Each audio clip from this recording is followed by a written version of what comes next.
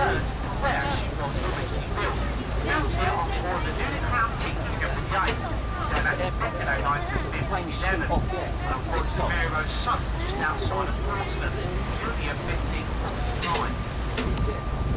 Right, so there's the first glimpse of the Victory, and while you're getting your photos, we are now moving up alongside one of the largest warships of our Royal Navy. And we're very lucky today because once again we have all three of our aircraft carriers here in Portsmouth. The first one here though was the second of the three to be built, RO6 HMS Illustrious, commissioned back in 1982. Now the aircraft carriers of our Royal Navy have an overall length of 206 metres, they weigh over 22,000 tonnes when in service, and they are designed to carry the Sea Harrier jump jets as well as a range of helicopters. Through the passenger ground figures of 1,000. This is divided between the officers, the crew and the air groups. Now right at the front end of the ship here, you now notice the runway starts to raise up, and this little ramp you can see is called the ski jump, which enables the Sea Harriers to launch themselves into the air with such a heavy payload of arms.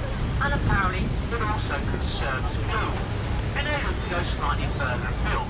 But when they return to the ship, they have to land vertically on the deck. Unfortunately, the runway isn't long enough to land like the conventional plane either. We're just past the over on the left-hand side. We have Northern Voyager and outward bound cross-channel ferry, LP lines, and heading to Portsmouth.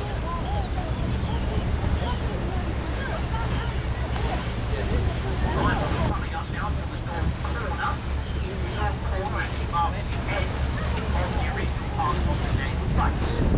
Now from here we have various dry docks and two more in the base.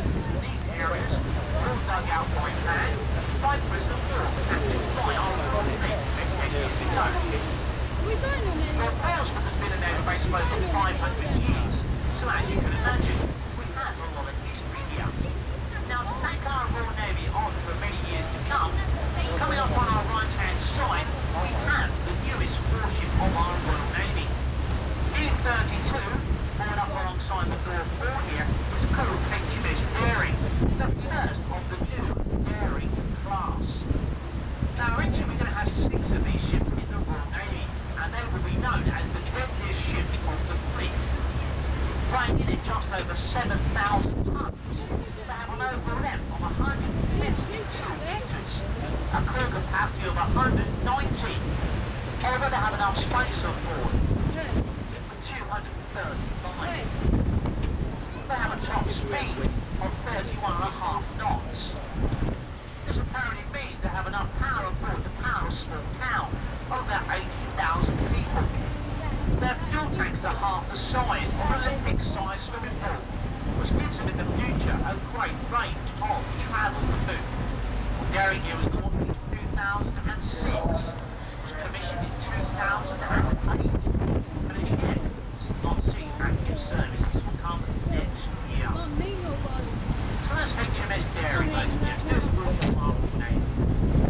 And up in the corner here, a very unusual colored warship, and that's A171, HMS Endurance, the Navy's Antarctic patrol ship, originally a civilian ship, until commissioned into the Royal Navy back in 1990. Now, unfortunately, Endurance today is undergoing major repairs because she nearly sunk at sea recently. Now, if you are watching the TV series Flight Control, yes, it was Endurance that starred in that TV series. As you come out to the corner, you can see we have a small Royal Navy tender. The Rover class, that's the grey Rover, unfortunately out of service. But now you can see some black gates. And these black gates are the entrances to various dry docks. Now ladies and gentlemen, boys and girls, because of the extremely high tide today, we have great views as we look along the full length of D-Lock West, the largest dry dock here in Portsmouth. But you notice, this dry dock has a gate at the other end as well, because at high tide, it can also double up as a corridor, which then leads into the inner basin in the background called the Tara Lagoon, which is a 60-acre man-made lake where today's ships are laid up, maintained or put up for sale. Now, one ship which has in fact just come out of dry dock is Ark Royal here, the youngest of our 3 aircraft carriers. She was commissioned back in 1985. Spent over 2 months in dry dock here in Portsmouth, undergoing a bit of maintenance and a repaint. Now, because the Ark Royal has a nice clean bottom, to maybe use the expression, it means that hopefully now she'll make her top speed in the future of 28 knots, well, for a while anyway. Now, these aircraft carriers of our Royal Navy are powered by the same sort of engine that powered Concorde through the sky.